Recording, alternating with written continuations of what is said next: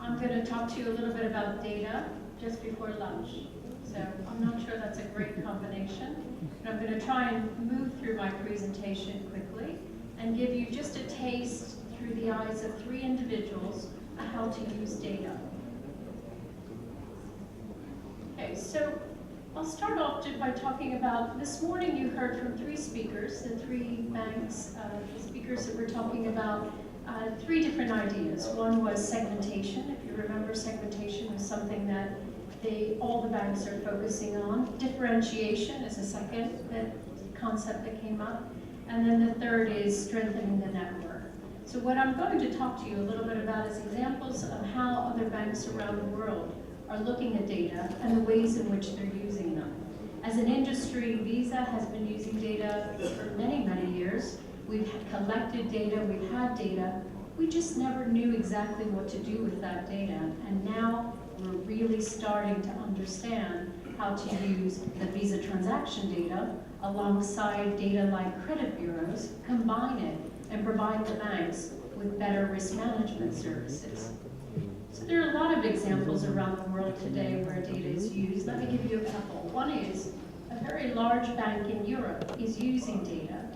They're sending a list of their customer base and how they're spending to all the branches in the network of that particular bank, encouraging the branch staff to reach out, contact the staff, and to generate new business.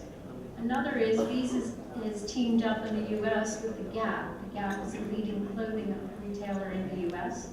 And the Gap and Visa have joined hands, and when a consumer is traveling around a Gap location and they're making purchases, Gap will send transactions, they'll send coupons that will bring discounts, and this is to drive the consumer back into the Gap and to make a purchase for the day. Another bank, another example, very large multinational bank, what they're doing is they're saying, okay, we see a customer, we see exactly the way that they're spending, we see they have multiple accounts, we encourage them to have multiple accounts, and what do? We offer them lower cost loans because we know who they are and we're willing to take the risk. So the idea is that all of those banks and all of those entities are taking data, which we call big data, and they're analyzing it to give to the consumer.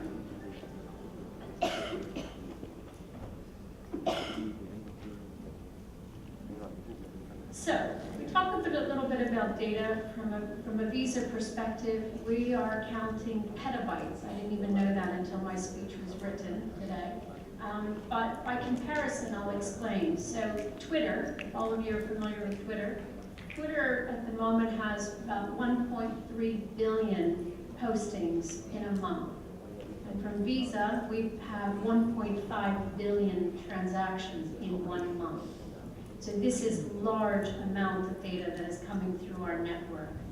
Equally as important is the analytics beside that. So what we tell ourselves is data is not new. It's been around a very long time. As a matter of fact, it's just been about 20 years for us where we've had online authorizations working, where we're actually able to see more and more collected data. But it's about having the right tools to use that data.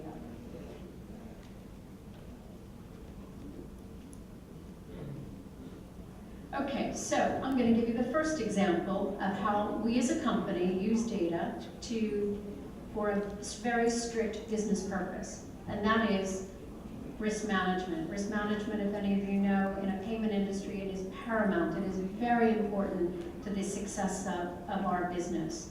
So what we have done in many cases is we use data to monitor fraud.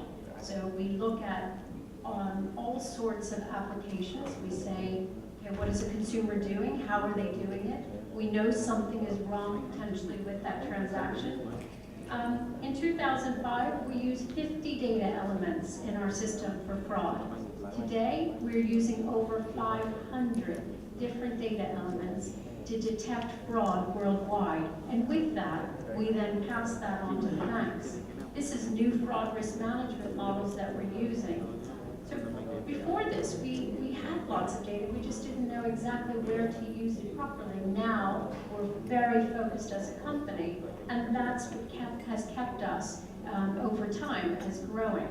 So, as I mentioned earlier, 20 years ago, we had data, we just weren't looking at it properly. Now we are. Okay, so this talks a little bit about sort of our credit and our debit in the fraud sector. So the fraud is detected from 2000 to 2012. I'll give you a good statistic. Right now, we've actually, in the last 15 years, cut our fraud in our network by 2/3, just because we're mining the data properly, just because we are developing very sophisticated fraud risk management models, which are applied and then passed on to the banks. Okay, so now what I'm going to do is I'm going to paint the picture of a consumer. We're just going to call our consumer Katie. Katie is a consumer. She's going to go shopping. And what she's doing when she put her card in the terminal, you can't see unfortunately, what she's done is when she put her card inside the terminal, thousands of pieces of data just quickly started to run around. So let me just give you some examples when you generate hundreds of data. I bet you didn't know when you put your card in a terminal, I bet you didn't know that things like a merchant ID go through. So we know where you were by the identification in the merchant. You probably didn't know we know the bank. We know the bank's country, we know the location of the bank, we know the type of the product you had, we know the identification of the product in the bank. If you think about it, in seconds, we are passing almost hundreds of data elements we are passing just for a single transaction. So, here's Katie. This is Katie's receipts over a period of time. She's quite interesting because what we know about Katie, now let me just preface one sad thing. Visa does not know your name. We only know a number. We do not know your name, but we can quickly identify patterns in which you shop and where you shop and when you shop, but we don't know who you are and we do not know where you live.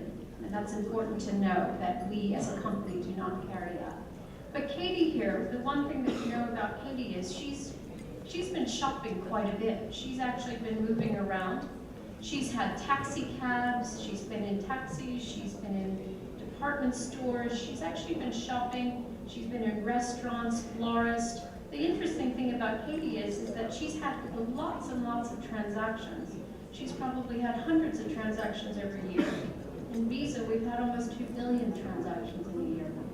And so what we know is that by linking the customer, the consumer, and the merchant, and the banks, and everyone together, we're able to take a look at what she's spending, how she's spending, and for that, we're actually learning a little bit more about Katie.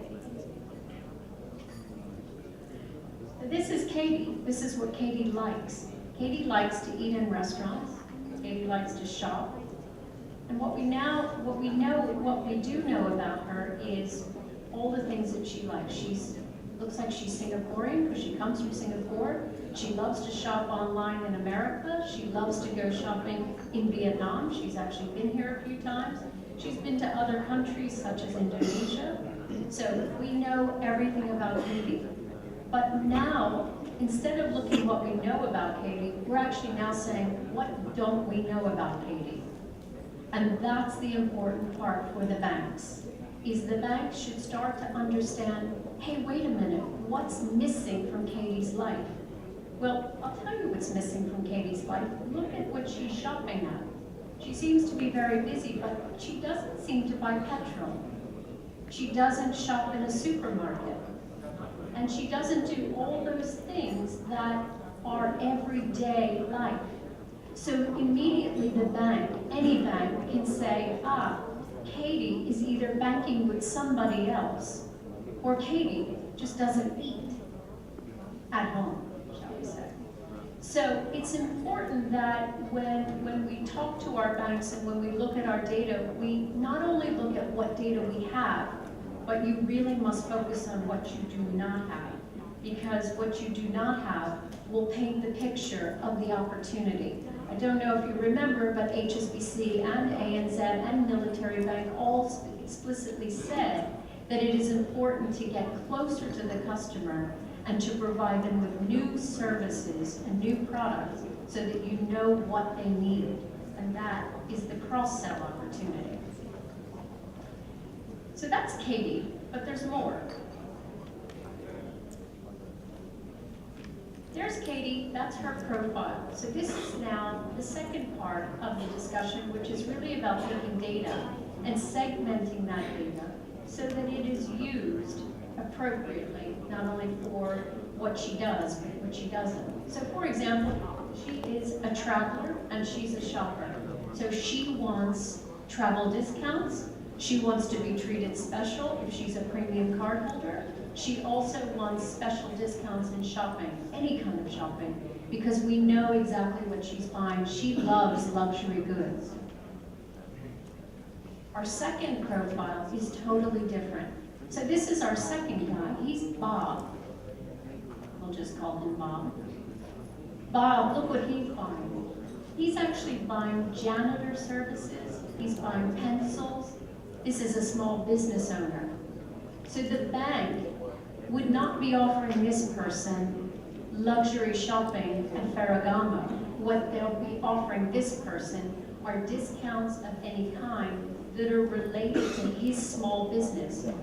So the insight here is to a small business is you can quickly begin to see that Bob is a small business owner, and by looking at what he's spending on, you can now decide what his business is all about and the way he stocks his business. And now we have our third consumer. So our third consumer is Ellen. And Ellen is somebody who's moving. Again, all the same data elements are coming through. I mentioned to you 100 of them are coming through. But the way in which you mine and look at them will tell you about the consumer. Ellen looks like she's just bought a new house. She's also looking for loans around that house. So we know one thing about Ellen through the way in which she has been spending on her Visa card. We know that Ellen has just moved, and she's moving her house. So with that, there are all sorts of product offerings and services that will be very, very good for Ellen, who is in a different life. All three of these people give Visa and the banks exactly the same data. It's just the way we have mined them, meaning the way we have taken this big data and we have drilled it down so that we can know the customer and be very customer-centric about what that consumer is getting. So those are the three that have come. That's the three different consumers. And my whole conversation today with you is that within Visa, this is our business. Data is our business, and the way we are attacking this is much different than 5 and 10 years ago. We recognize this is the rich part of our business that will grow in the future. So those are the three examples, and the value proposition that we bring to the banks through this data is sort of the bank proposition, the merchant. So merchants sometimes don't even know how consumers are spending, but we bring the data to them to say, if a consumer is only spending on Visa Saturdays and Sundays, there are ways in which we can get them in your store Tuesdays when it is maybe a slower day. And also for a small business owner, same, which is how to get them receivables when they may or may not qualify for loans.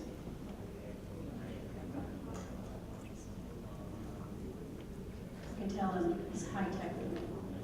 So my speech is actually quite short. I just wanted to give you sort of a touch on where data is. I would say to you that the key points. One is that Data is just data unless you have two things. One is you need very talented people who can look at it, analyze it, and provide you with the right guidance. It's paramount. The second is you need infrastructure. You need to have infrastructure where you're bringing data in and you can move that data and manipulate it so that it works for your bank. That is the most important. We encourage it because the second is the other aspect of this, of course, is encouraging around the way you store your data and the way you use it. And there are lots of vendors and lots of suppliers that are here today that I'm sure that can help you with that. But I can say to you that over the 55 years that Visa has been in business, it has been a very long journey for us. But in the last 5 years, we recognize for us to be competitive against all of our competitors, we must learn how to use this data. And this is where we're spending a lot of our time and investments in our company. And the value of it for Visa is, number one, is to reduce fraud. Remember, fraud is important for all of the banks today, to reduce it. Reducing credit risk. Some of the speakers today were talking about credit risk and lending here in the market. Use of that data to reduce credit risk is paramount. Customer service, HSBC, ANZ both said it. You've got to differentiate yourselves from the competition. One way to do that is to segment the customer base. Increase the relevance to your cardholders. Increasing relevance really means if you're offering if you're going to offer a promotion such as shopping at Louis Vuitton to the guy who's currently shopping in a janitor services for supplies, you're completely off. That person will turn off your offer immediately. And then the last is adding value to the bank franchise. So with that, I just left you a little bit of an appetite around the way in which Visa uses data and encouragement to all of you to say that the world is moving to this concept called big data. But without big analytics, the data means nothing. And so it is important to mine that properly. So thank you.